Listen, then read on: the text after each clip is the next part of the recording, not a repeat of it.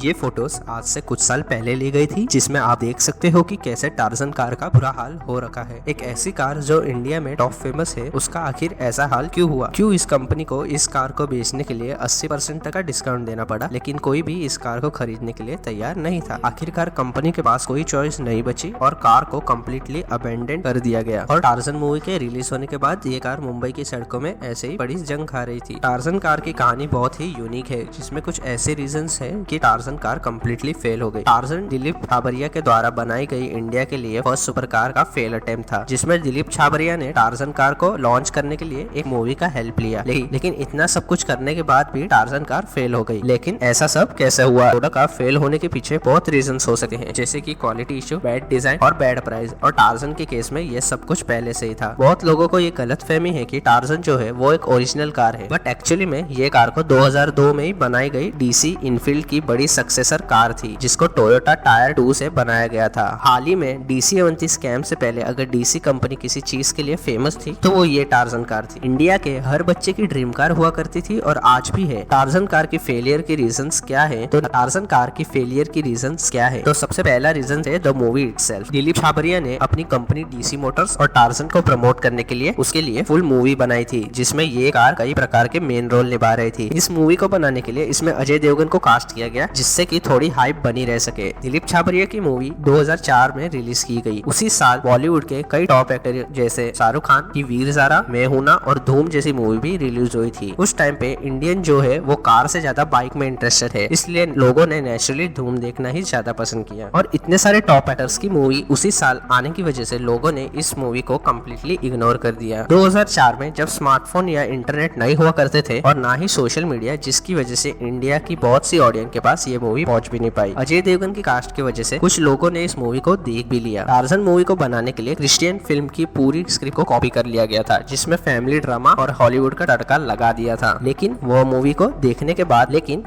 देखने के बाद लोगों को पता चल गया था कि ये मूवी हॉलीवुड मूवी की फुल कॉपी है। बहुत लोगों को ये मूवी पसंद भी नहीं आई, जिसका प्रूफ आप IMDb के ऑफिशियल वेबसाइट में जाकर देख सकते हो। उन्हें ये मूवी को बनाने का खर्च 14 करोड़ आया था, जिसमें से उनके सिर्फ 6 करोड़ ही रिकवर हो पाए। टार्जन मूवी के फेल होने के बाद इसे OTT प्लेटफॉर्म पे रिलीज किया गया, जहाँ पर इसको थोड़ी सक्सेस मिली और लोगों को इस कार के बारे में थोड़ा थोड़ा पता चलना शुरू हो गया था। और OTT प्लेटफॉर्म पे सक्सेस के बाद फाइनली टार्जन कार को रिलीज कर दिया गया, जिसमें कि उसकी प्राइस 2 करोड़ रखी गई थी। But there is a problem. ये मूवी OTT प्लेटफॉर्म पे सक्सेस हो तो गई थी, but not among adult but among kids. और ये प्रॉब्लम क्रिस्टियन फिल्म को कॉपी करने के वजह से आई थी। क्रिस्टियन हॉलीवुड हॉरर फिल्म थी, जिसमें की एक घोस्ट कार लोगों को मार रही थी और बच्चों को ये बहुत पसंद आने लगे। हॉरर मूवी होने के बावजूद भी ये एक फ्रेंडली फैमिली मूवी बन गई थी। यही सेम केस टार्जन कार के साथ भी हुआ। OTT प्लेटफॉर्म पर टार्जन मूवी फेमस तो हो गई थी, लेकिन उसकी 99% ऑडियंस बचे ही थे। और हम ऐसा कह सकते हैं कि एक्चुअली टार्जन कार के लिए फेक डिमांड भी बनाई गई थी, जिसकी वजह से दिलीप छाबरिया ने इसकी प्राइस 2 करोड़ रख दी थी। कुछ लोग जो इसको खरीदना चाहते थे वो भी पीछे हट गए थे। जैसे कि मैंने पहले बताया था कि torsion was not a original car. Torsion actually successor थी 2000 में आई डीसी इनफील्ड की, और टार्जन को बनाने के लिए सिर्फ 8 महीने ही लगाए थे, जिसको टोयोटा टाइमर 2 से बनाया गया था। सो आपने हमेशा देखा होगा कि ट्रक और उसके ट्रेलर के बीच में गैप होता है। इसके थ्रू एयर पास हो उसे एयर डायनामिक ट्रैक प्रोड्यूस होता है, जिससे स्पीड और माइलेज कम हो जाती है। और ये सेम प्रॉब्लम टार्जन कार के साथ भी थी।